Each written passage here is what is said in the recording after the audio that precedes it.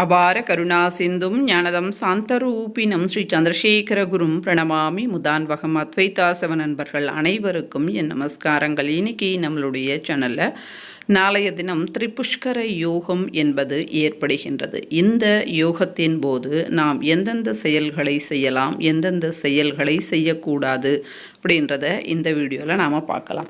இதற்கு முன்னாடி திரிபுஷ்கர யோகம் நடந்தபோது ஒரு சகோதரிக்கு நடந்த ஒரு நல்ல ஒரு ஃபீட்பேக்கை நாம் பார்க்கலாம்.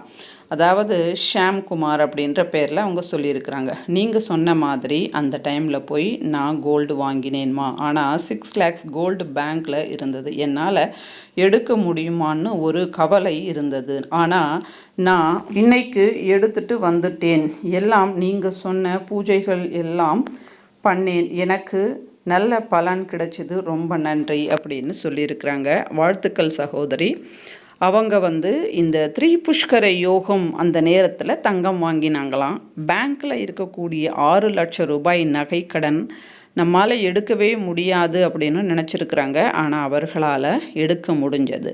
அதற்கு உங்களுடைய பூஜைகள், இந்த திரிபுஷ்கர யோகம் இதெல்லாம் காரணம் அப்படின்னு சொல்லியிருக்கிறாங்க. தொடர்ந்து திரிபுஷ்கர யோகத்தை நாம் அனுசரிக்கும் போது நமக்கு நல்லது நடக்கும். இந்த நேரத்தில் தங்கம்தான் வாங்கணும் அப்படின்ற அவசியம் கிடையாது.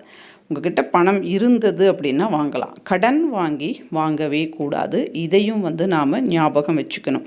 மறுபடியும் தங்கம் வாங்குகின்ற யோகம் வரும். அதனால் கடன் வாங்கி நாம் வாங்கலாம் அப்படின்னா மறுபடியும் கடன் வாங்குகின்ற நிலை தான் நமக்கு ஏற்படுமே தவிர, அதனால் நாம் கடன் வாங்கக்கூடாது. பணம் இருந்தது, நகை வாங்கணும் அப்படின்னு நினச்சிட்ருக்குறோம், இந்த நேரத்தில் நாங்கள் வாங்குகிறோம் அப்படின்னா அது ஒரு பெஸ்ட்டான ஒரு ஐடியா அப்படின்னு சொல்லலாம். அதனால் கடன் வாங்காதீங்க. நகை தான் வாங்கணும் அப்படின்னு கிடையாது. ஆன்மீக விஷயங்களை நாளைய தினம் செய்யும்போது மறுபடியும் அந்த ஒரு ஆன்மீக விஷயங்களை நாம் செய்கின்ற யோகம் என்பது கூட நமக்கு ஏற்படும்.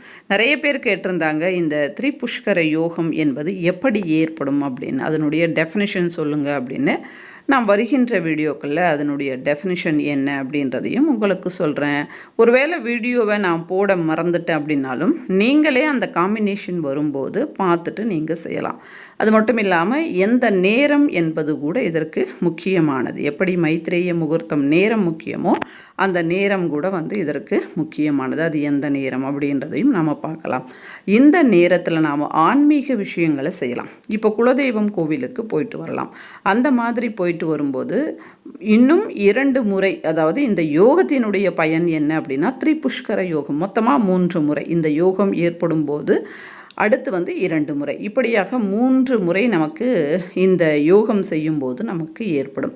இப்போ கோவிலில் போனீங்கன்னா அங்கே இருக்கக்கூடிய ஐயர் நமக்கு ஒரு வார்த்தை சொல்லுவாங்க, புனர் தரிசன பிராப்தி ரஸ்து அப்படின்னு சொல்லுவாங்க. புனர் தரிசனம் அப்படின்னா மறுபடியும் அந்த தெய்வத்தை பார்க்கின்ற யோகம் என்பது நமக்கு ஏற்படணும். அந்த மாதிரி யோகம் இருந்தாலே போதுமானது. ஏன்னா அந்த யோகமே நமக்கு அனைத்தையும் செய்யும்.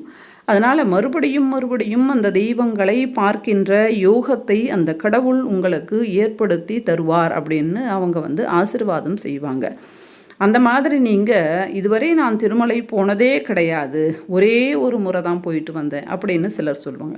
அப்பேற்பட்டவர்கள் போனீங்க அப்படின்னா மறுபடியும் அந்த தெய்வத்தை சந்திக்கின்ற யோகத்தை அந்த தெய்வமாகப்பட்டதும் இந்த யோகமாகப்பட்டதும் நமக்கு ஏற்படுத்தி கொடுக்கும். சத்யநாராயணர் பூஜை நான் ஒரே முறை தான் செஞ்சேன், இதுவரை செஞ்சதே கிடையாது அப்படின்னா இந்த பூஜையை நாம் செய்யும்போது மறுபடியும் செய்கின்ற யோகம் என்பது ஏற்படும். பணம் இருந்தால் தங்கம் வாங்கலாம், சில்வர் வாங்கலாம், அடுத்து துணிமணிகள் வாங்கலாம். இதெல்லாம் வாங்கும்போது மறுபடியும் வாங்குகின்ற யோகத்தை ஏற்படுத்தி கொடுக்கும். நாளை செவ்வாய்க்கிழமையோடு சேர்ந்து வருவதனால காலபைரவருக்கு தீபத்தை ஏற்றலாம். துர்க்கைக்கு ராகு கால நேரத்தில் நாம் 9 எலுமிச்சம் தீபங்களை ஏற்றலாம். அல்லது ஈஸ்வரருக்கு 27 நட்சத்திர தீபங்களை ஏற்றலாம். பெருமாளுக்கு நாம் 5 நெய் தீபங்களை ஏற்றலாம். இந்த மாதிரி தெய்வங்களினுடைய சன்னிதானம் சென்று அங்கு தீபங்களை ஏற்றுவதின் மூலமாக நமக்கு அக்ஷய பலன் ஏற்படும். கோமாதா பூஜையை வந்து நாளைய தினம் செய்யலாம். இந்த பூஜை தான் அப்படின்னு கிடையாது, எந்த பூஜையாக இருந்தாலும் செய்யலாம். பரிகார பூஜைகளும் செய்யலாம். மலர்களால் தெய்வங்களை வந்து அர்ச்சனை செய்யலாம். லலிதா திரிபுர சுந்தரியை ஆராதனை செய்யலாம். லலிதா சகஸ்ரநாமத்தை படிக்கலாம். இப்படி நல்ல விஷயங்களை நாம் செய்யும்போது அது மறுபடியும் நமக்கு ஏற்படும். வீட்டில் சந்தோஷமாக இருக்கலாம். எதுவுமே என்னால் செய்ய முடியாதுங்க அப்படின்னா அன்றைய தினம் முழுவதும் நாம் சந்தோஷமாக இருந்தோம் அப்படின்னா மறுபடியும் அதே மாதிரி சந்தோஷமாக இருக்கின்ற யோகம் என்பது நமக்கு ஏற்படும். இப்போ வந்து ஒரு டூர் போகிறோம், பல கோவில்களுக்கு போகிறோம், பலரோடு சேர்ந்து போகிறோம். அந்த மாதிரி போகும்போது ஒரு சந்தோஷம் ஏற்படும். அந்த மாதிரியான சந்தோஷத்தை வீட்டிலேயே நாம் பெறணும் அப்படின்னா இந்த மாதிரி நேரங்களில் சந்தோஷமாக நாம் இருந்தோம் அப்படின்னா மறுபடியும் சந்தோஷமாக இருக்கின்ற அந்த யோகத்தை அந்த நேரமாகப்பட்டது நமக்கு ஏற்படுத்தி கொடுக்கும். செய்யக்கூடாத வேலைகள் என்ன, இதையும் நாம் பார்க்கலாம். ஹாஸ்பிட்டலுக்கு போயிட்டு அட்மிட் ஆகக்கூடாது, ஆப்ரேஷன் செய்யக்கூடாது. அதாவது டேட் வச்சு செய்கின்ற ஆப்ரேஷனை வந்து செய்யக்கூடாது. எமர்ஜென்சி அப்படின்னா அதற்கு நேரம் காலம் எதையும் பார்க்கக்கூடாது. ஆனால் வந்து நல்ல நாள் பார்த்து வந்து சேருங்க அப்படின்றாங்க அப்படின்னா இந்த நேரத்தில் போயிட்டு சேரக்கூடாது.